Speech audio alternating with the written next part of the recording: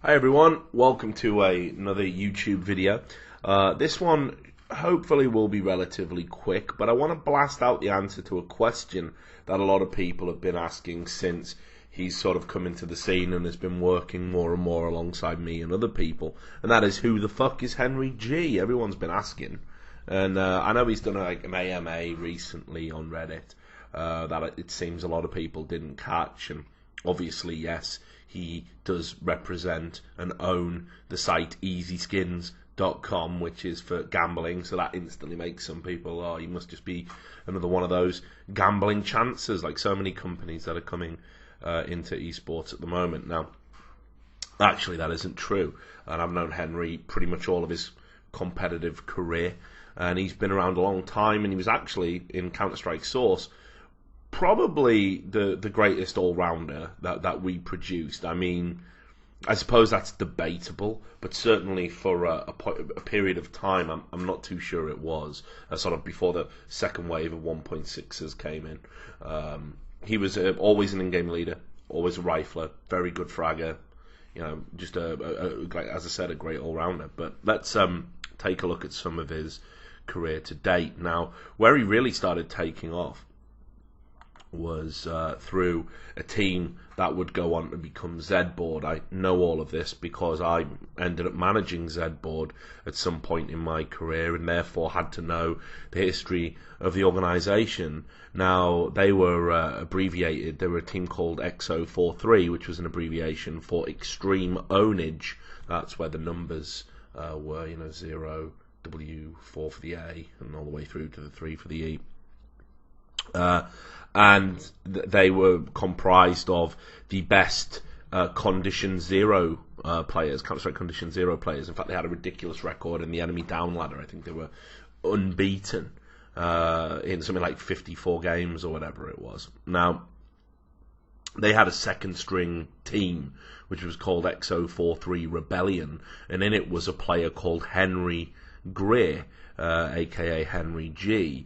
Now, he'd been sort of playing in this second string team, and it had become clear that actually he'd made a lot of improvement. Now, the current captain of Extreme Ownage, a guy called Ben Bolcom, who is known as Benno, Ben with a 0, throughout his career, he sort of gave him a chance, and they sort of brought him in ahead of I-23, which was the first ever CSS LAN. Now, this was again 2005 and run by Multiplay, a pretty small UK event. The prize money wasn't fantastic, as you'd imagine. When a new game comes out, people just want to run tournaments for it.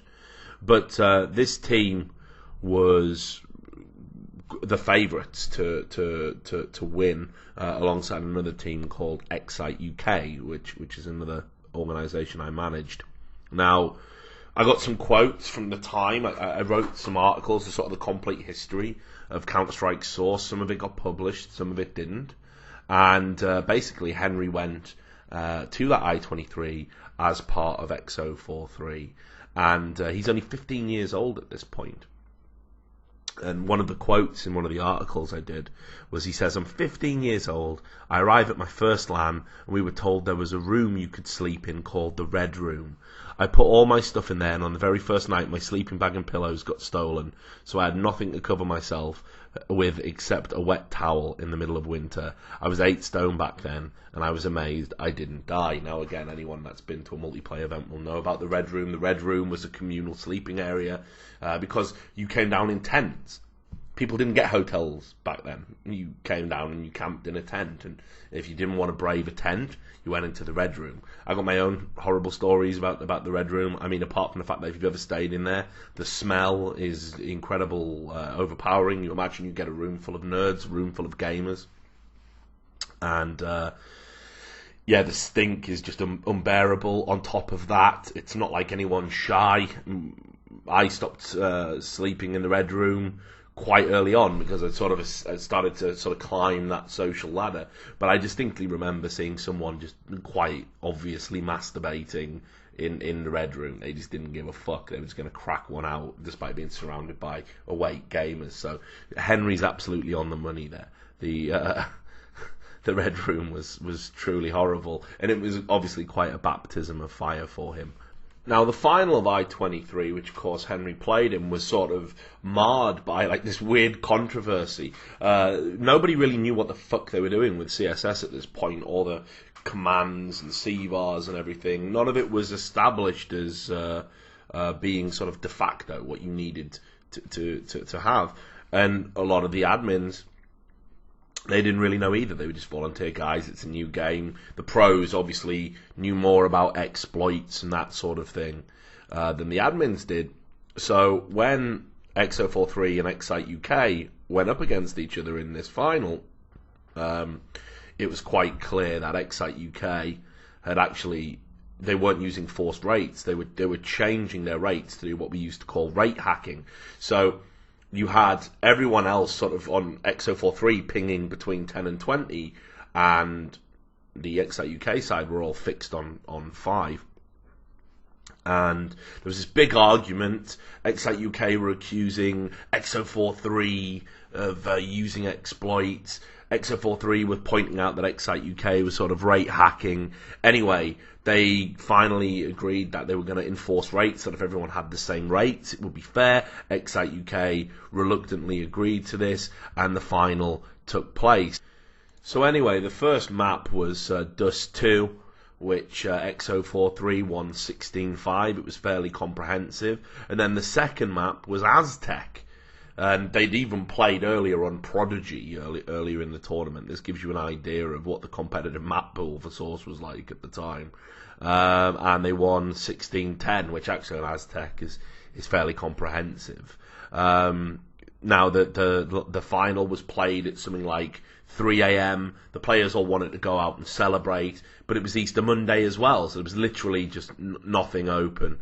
So they just had to sort of sit there and be like, yeah, nice one, lads, we've all played very well. But it gave Henry the taste for winning, and the team actually went on to get picked up by Zboard, which were a peripheral manufacturer. And again, a lot of World of Warcraft players will remember the Zboard keyboards, which had all the shortcuts sort of mapped out over a standard QWERTY keyboard, so you knew what to press and everything. And anyway, the sky should have been the limit. Now at this point, for whatever reason, there was a wedge being drove in the team. And this was pretty much down. Henry was a little bit younger than some of the guys in the team, and there was a guy called Kraz and a guy called Monk H. And they were both starting university, and again, shows you how good you got it these days. When you went to university, you didn't really have the infrastructure to have like an online PC in your room. You had to use a communal area PCs. You had to go down to like the sort of internet access room, like a library or whatever it was, and you would have to use the PCs there. So those guys were really struggling to play, just actually to play competitively. And because of that, it basically meant that the team was sort of falling apart. This number one team in the UK that had dominated all the early lands. They were they won I-23, I-24, and I-25. So Henry was like, look, I don't think this is going to work. So, and this was a big year for CSS, because this is still 2005, and the World Cyber Games is coming, and there's a UK qualifier. The World Cyber Games actually picked up Source immediately, even though it wasn't competitively ready, and some people were playing qualifiers on 1.6, but the final was going to be CSS in Singapore. So, anyway, while all of this was going on, Henry decided to leave their team, and he joined another UK rival of Zboard, a team called Insert Coin, who were coming up, and they had a very well-respected captain there, a guy called Chris ISO Wilson. And again, in a quote that I've got from an article here, Henry said, Kraz had no internet for 2 months before the tournament. I was only 16, and at the time I was absolutely gagging for CS. So naturally I wanted to find somewhere I could play full-time. and hopefully win. It wasn't heated when I told them. At the time, it was more disappointment on their behalf. But it was pretty obvious why I left. It wasn't until after the tournament we realised that we'd have been better off if I stayed. So Henry gets replaced in Z board, but actually he goes on to be part of this insert coin team, and there was going to be a sting in the tail a little bit later on. So with the WCG UK qualifier being on the horizon, Henry's left, Z board's replaced him. Z board go to that qualifier thinking they're going to do pretty well for themselves, but actually there was some top UK 1.6s that were playing for a team called Kings of Landed, and they ended up playing against Z board.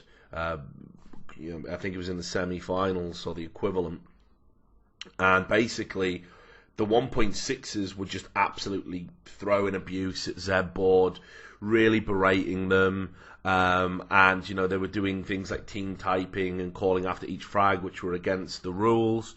And anyway, Z board lost on Cobble, and they ended up in the lower bracket. Now that meant that they were going to have to go on and play insert coin with their former teammate and soon to be turned villain HenryG. Now I know both of these players really, really well. I still talk to Benno now, and we had a lot of great memories, and I love the guy dearly. And obviously I got nothing but love for my boy Henry as well. But it's really interesting. These two guys don't talk still to this day about this because of what's about to happen. So everybody was like, look, insert coin, just man for man, they're not as skilled as the Z board lineup. But you see, this is where Henry started to develop his sort of intellect and understand what it was like to be a good in-game leader. He learned from Chris ISO Wilson, who I believe was an ex-military guy, if I remember rightly. And they had just a great tactical understanding. They ended up playing on DE Train, and they were just sort of really, really struggling, Z board. So the game was hanging in the balance. Z board have got a bomb plant down as terrorist. There's a 2v1, and the last man who was left alive for insert coin happened to be HenryG. Now he went for a fake defuse through one of the trains, which was a well-documented bug on the map, and then the person who peeked went for the pre-fire, expecting him to be on top of the train. Henry killed him. Then he beat the 1v1, and then he got the defuse in time, and it sent Z board out the tournament. Something ridiculous, like 16-14 or something. Now, Z board went mental about this because there'd been an illegal defuse, but the admins just didn't want to get involved. They'd already made a big decision earlier in the tournament, because I think Kings of Landed did get removed. And the only way the admins were going to change their decision would be if Henry admitted what he'd done. If Henry had said, yeah, I did a fake defuse, we should do an overtime, then we'll play, an overtime round. And because there was no love left between them, Henry just said absolutely nothing about it, and the admin said, look, without an admission, we just can't do anything for this tournament. So Z board got knocked out. And actually one of the hilarious parts of the story is that one of their players, Luke, went outside and he smashed his Z board keyboard, threw the pieces into the Thames, vowed that he was never going to play competitively again. Henry had basically broke them. But anyway, they went on to play Recent Gaming in the final, insert coin, and they lost. So after all of that, there wasn't a heroic end to the story. Henry didn't get to represent the UK at WCG. And again, I got a quote from him here. He said there was nothing about fake defuses in the rulebook whatsoever. The event was a joke from start to finish. Had there been something written down in a rulebook anywhere, and I'd have gotten away with it, but fair enough, that's out of order. But the truth is the admins were slack on the implications that could have had, so I did what I had to do within the rules to finish on top. If the shoe was on the other foot, I know for a fact the same thing would have happened. Do I have any regrets? What, about a CSS game 5 years ago at the time of interviewing him? No, sorry. So, from this point onwards, Henry is now a very well-established talent. He's highly sought after. He is a player that everybody is taking notice of. And as we move into 2006, he's rapidly establishing himself as one of the best players in the UK, and is now starting to take on the mantle of being an in-game leader. Now, just to give you an idea of how well respected Henry was by this point in 2006, there was a team called CSA. Now, CSA were an anomaly in Counter-Strike Source terms because they didn't have a core 5. They had, typically, at any point on the roster, 7, 9, maybe even more. And they were made up of players from all over Europe, but principally Ireland and Scotland. A few English, German, a Belgian.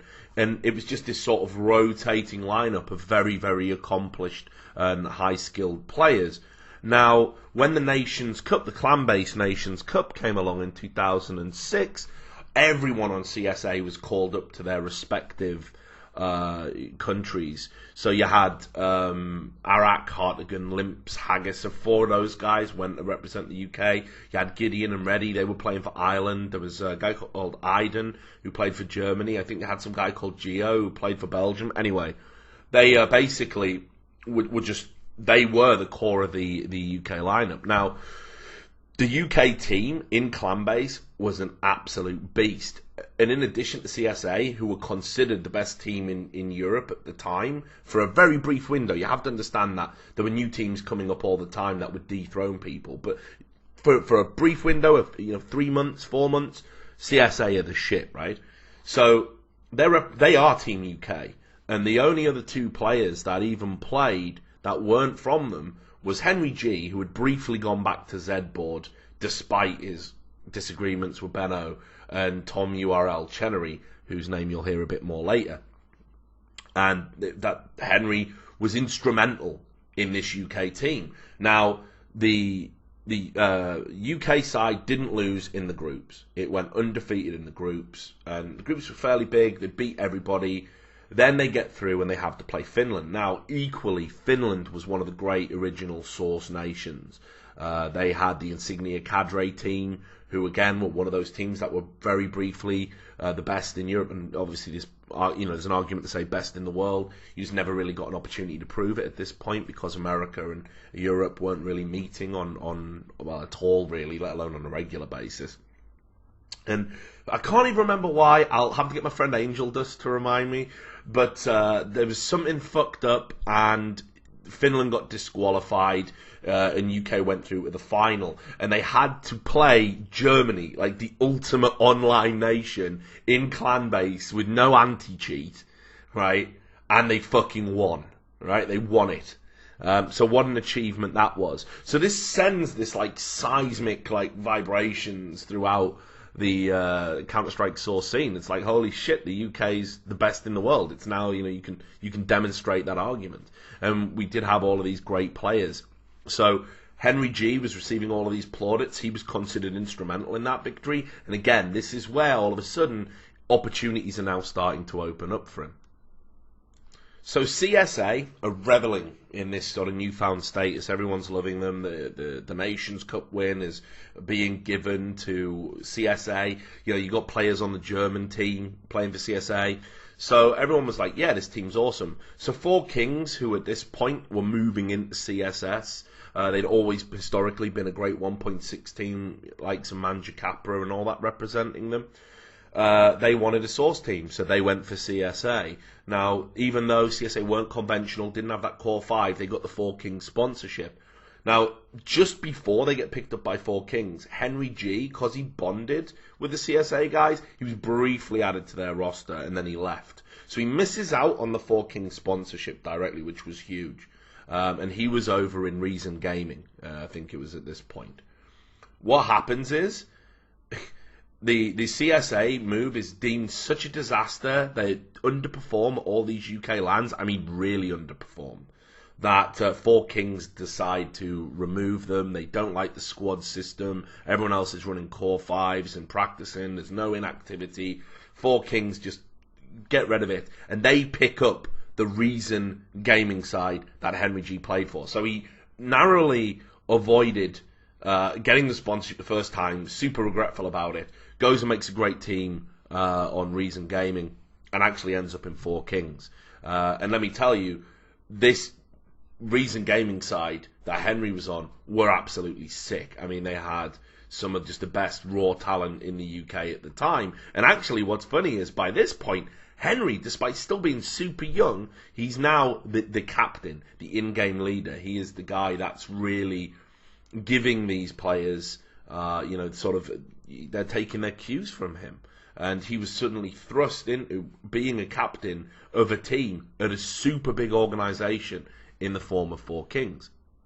So anyway, at this point, CGS has been announced. Everyone wants to be involved with that. That's the Championship Gaming Series. It was going to be an opportunity for everyone involved in Source to actually be salaried, be in a franchise, and get on TV. And Four Kings, Z-Board, who I was managing at the time, so I've got a vested interest in this part of the story. Take it with a pinch of salt if you want. I'm not going to say anything derogatory, but it's obviously skewed from the eyes of someone who was involved in it. And Team Dignitas all came in. And there was Infused as well with the other UK team that was decent. I also had a spell managing them after this, funnily enough, after I left Z-Board. But anyway, so they all went to this UK combine, and what we had to do was we all had to play each other for spots. But how it worked as well was that the UK general managers, one of which who was Odie and the other was Sujoy Roy, a famous UK Quake player, they could sort of set games whenever they wanted and pick teams to play each other on stage and watch the games. You just had to be available to play. The GMs could just set you any exercises. That was the thing. This is why it was good television or whatever. Now, from what I remember, I think we lost to Henry's Four Kings once. It was a really big point of pride, actually, for Benno to beat Henry because of this long-standing rivalry going all the way back to that WCG bullshit. Even though they played together for like one tournament afterwards, the bad blood was never resolved. It's still there, like I say, to this day. But we beat them, a good few times. The only team we couldn't beat was Dignitas. The 1.6 players, like Rattlesnake was there, Manjacapra, there was Harriman, AD, and I can't remember, Pete. So there you go, that was their lineup. It was fucking sick, right? I mean, it was so good, but we just couldn't beat them. But we were comfortably the second best team. Unfortunately for us, we were all fucking drunks. I mean, we were drunk, degenerate beasts in Z-Board. That was what we were brought up on. That's what we were told. That's what the sponsors told us. Go to events, have a drink, have a party, have a good time. And we did it, We were so OTT. Anyway, there was this incident, which is well documented. I wrote an article about it a couple of years after. And it was basically where one of our players, a guy called Fatal, and another guy that we brought in, Gandolfini, a legend from a team called Auxilia, they ended up having a fight. And Gandolfini, massive guy, used to work on an oil rig, slapped Kyle around the face. He punched a hole in the wall. I mean, it was a fucking mess. Anyway, because of that, and how it worked when you were at the CGS Combine, everyone was spying on you. Everybody was watching what you were doing. Kyle, left the apartment we were renting and went and sat down outside of Amiga Sector, the LAN centre where the tournament was happening, waiting for it to open.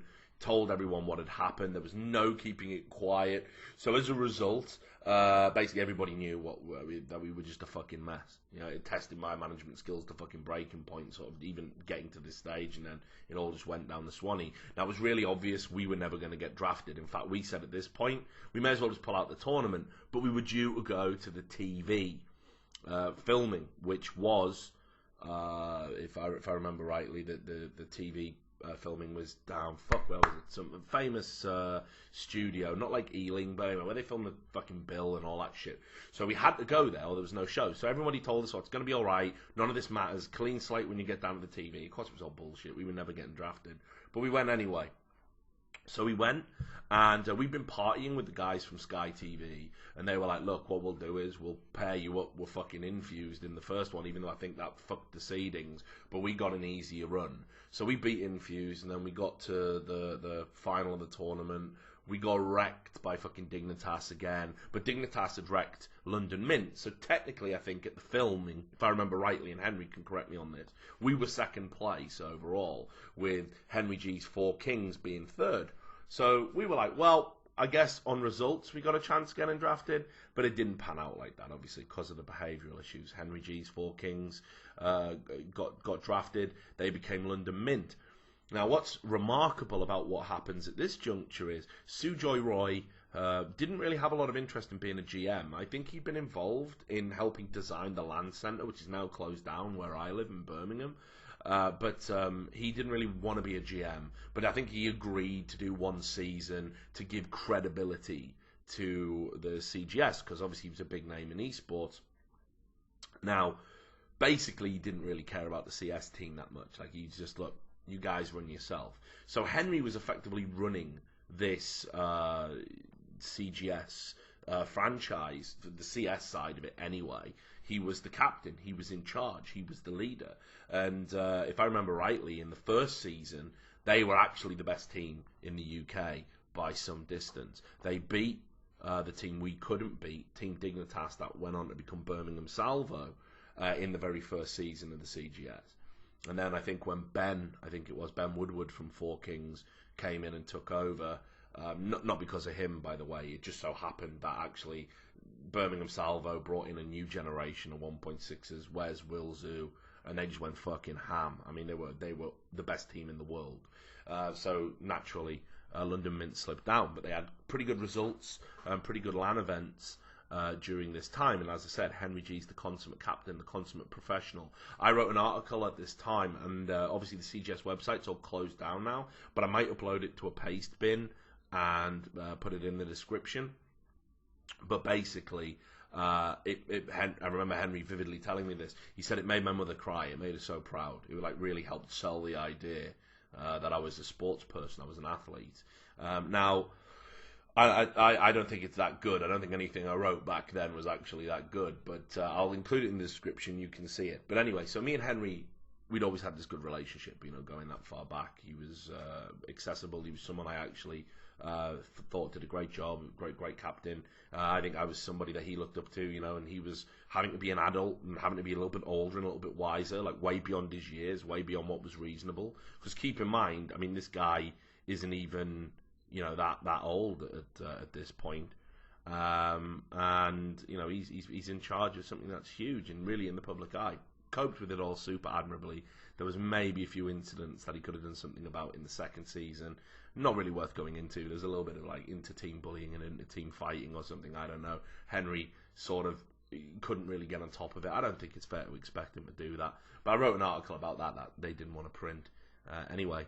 So that's neither here nor there. But basically, for CGS, HenryG is a captain. He's a franchised player. He's salaried. He's the best. He's the boss at this point until basically Birmingham Salvo with Rattlesnake sort of take over and become the best team in the world. So the collapse of CGS kicks everyone's arse in Counter-Strike Source. It's fucking horrible. We went from being the game that was slowly ascending and going to become the sort of main version of Counter-Strike. We were on TV. We were doing drafts at the Playboy Mansion. And when CGS collapsed, something like 2.5 years after it started, after burning through $60 million, a lot of things happened. So the first and foremost was all of the salaried and professional players were now faced with a very real prospect of having to play for nothing, or certainly not a living salary anymore. So just imagine a professional sport one day and then the next day it's amateur. You're playing for pennies by comparison, or trying to live off prize money. It just didn't work. So a lot of people got demotivated and quit. A lot of the 1.6 players who were only playing Source because of the exposure it got, they just went back to 1.6. They were only really playing Source for the money and the exposure. And of course the Source players didn't have that luxury. Some did try, but it just didn't work out. It wasn't what you wanted. So for Henry, at this point, he didn't want to give up. His entire life since being 15 years old has been Counter-Strike. So he wants to get involved with another team. But teams are just getting thrown together. There was like some big organisations that were out looking, but even then, even in the UK, which had a real healthy scene, a real healthy infrastructure, there wasn't a lot of money around, right? There just wasn't. So about this point is where Henry actually helped give me one of my greatest memories. Probably the best memory I have in esports, actually, just in terms of what I achieved as a manager and what it meant to me on a personal level. And that was where, briefly, I think Henry was playing for Team Cooler Master, or at the time, and he'd ended up murking for whenever the organisation didn't enter a tournament, he would end up murking, substituting for another team. One of those teams happened to be my Four Kings team. I'm managing Four Kings now. I've got around at this point. What is it? This is 2008-ish, maybe even a little bit later. No, but it must be 2008. Anyway, we had a long-standing rivalry with one of the other UK teams, Crack Clan, and that was predicated on they had former members of London Mint, and they blamed Henry for some of the shit that was going on there, and they also looked at the team we had, which was like HenryG, guy called Callisto, who's now Jack Frags, the Battlefield YouTube guy. We had Caused, who now works for Henry, I think, at Easy Skins or something. We had Pez, and of course George Hoods G Hoskins, who now works for Gfinity. And we were just considered sort of like the nice guys that finish last in the UK scene. Pez especially had a bad reputation. Pez was nicknamed the Origami Master because every team he joined would just fold. It was like his luck was incredibly bad. So we ended up playing Crack Clan in a must-win game to stay in the tournament, and we knew we were going to play them. And the psychological warfare had started. They'd been on forums, shit-talking each other and all of that, and it was pretty ugly, to be honest. But anyway, we went into that game, and we somehow managed to come through and win it. Henry was a fucking titan. I was behind the team doing the coaching stuff, like, come here, do this, do that. Henry was fucking, my sort of will, for the team on the server. And we ended up beating them, and it was ridiculous. It was such a good feeling, like, when we went to triple overtime or something, and when they couldn't get the defuse on Inferno, we were just sort of watching it, like I couldn't believe. Henry always jokes that I went into a trance-like state, because on the photos I'm like, so when that happened, we were just sort of watching, like, have we got time? Have we got time? Have we got time? Have they got time to defuse? And Henry, again, my vivid memory is, he's fucked it, lads. He's not got the defuse. He's fucked it. Like, proper rubbing it in. Fucking bomb goes off. We fucking win. Massive pile on. Even some of the fans who were watching behind us got involved. We nearly collapsed the table. It was great. We all went up there. We tried to shake their hands. They didn't want none of it. And then we lost to Dignitas in the next round and finished fourth. But winning that game fucking meant everything. So I knew firsthand what a great captain Henry could be and what an integral part of the team he could be. Now, funnily enough, Power Gaming sprung up after this. Now, Power Gaming were a UK organisation that was an offshoot of what was called ECL, I think. It was funded by the same people anyway. ECL was the European Console League. They run lots of console events. And it was venture capital that was put into it. They originally picked up Crack Clan, the team that we beat. Crack Clan had sort of fallen apart, but they had the same managers. But Henry ended up playing for them. He was instrumental in the discovery and sort of giving opportunities to some of the upcoming talent, but in the scene. And he played with Release quite a bit. I'm sure a lot of you guys have heard of him. Even though Luke Critical Green actually was the first guy to really give Release his sort of break. He often is credited as discovering him. But anyway, that team were really, really good, but the problem was they were around at the same time as Reason Gaming, that had this sort of Slovak-Czech mixed team, which were just beasts. I mean, just absolutely unstoppable. One of the best teams to ever play the game before the French era took over. So Henry played for Power Gaming. They made a bunch of finals.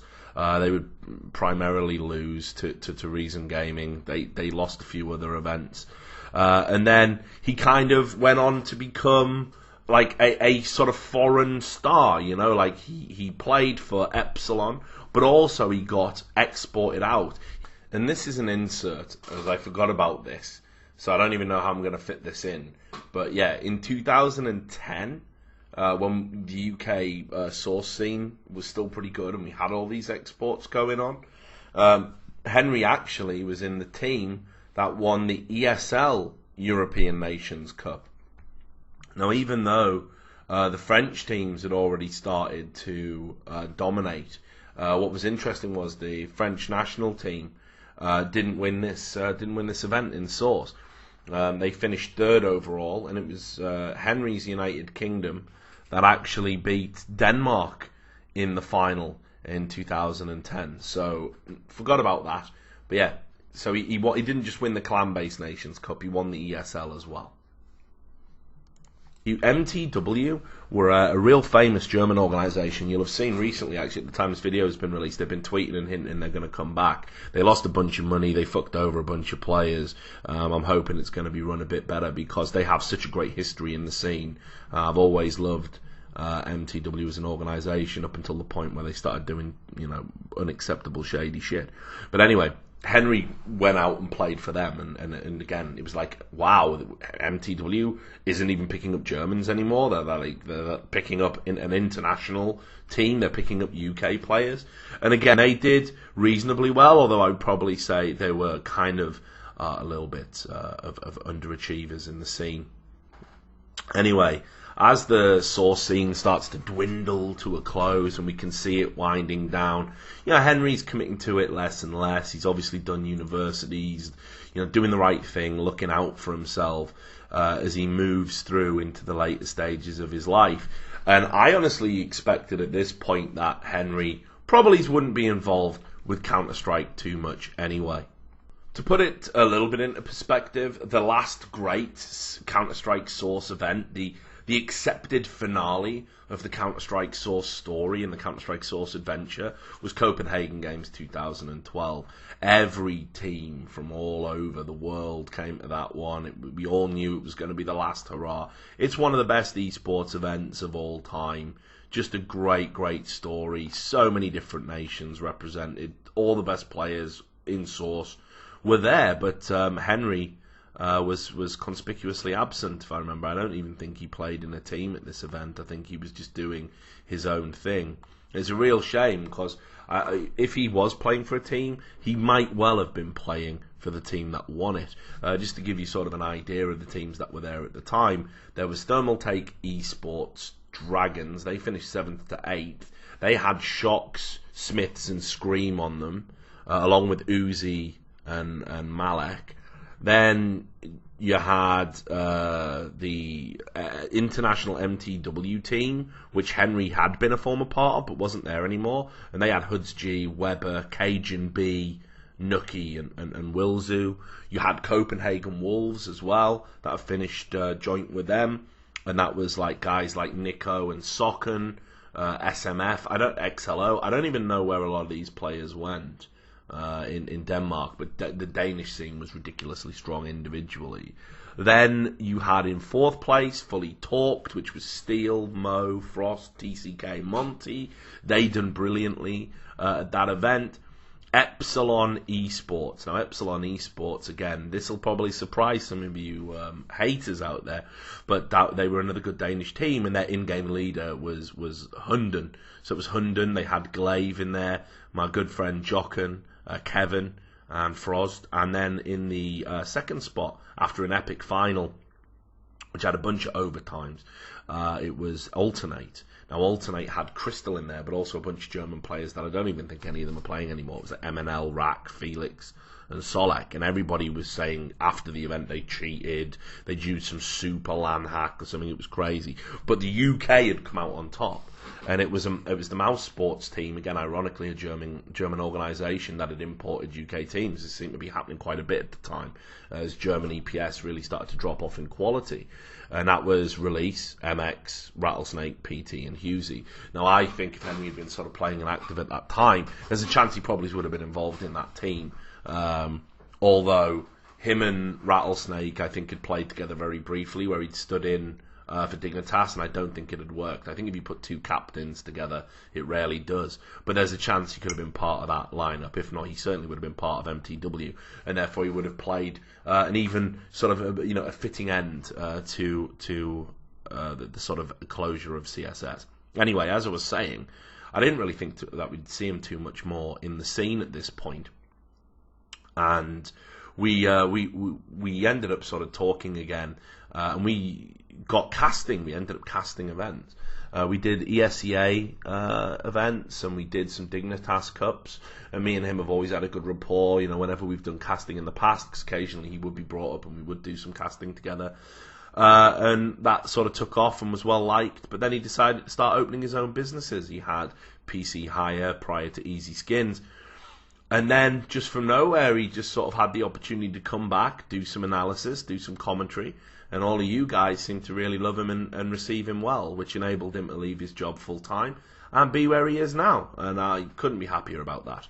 So anyone wanting to know about the history of Henry G, who he is, what he's been up to, trust me, he's been there, he's done that, bought the t-shirts, and yeah, you can believe it all comes from an authentic place whenever he offers any insight. He's a good friend, someone I care about daily, and someone I'm glad is doing super well in the esports scene. And long may you guys continue to support him. Let's hope you all don't turn on him like you do most people. Anyway, thanks a lot for watching the video. Hope that's cleared up that question, and I'll see you on the next one. Peace.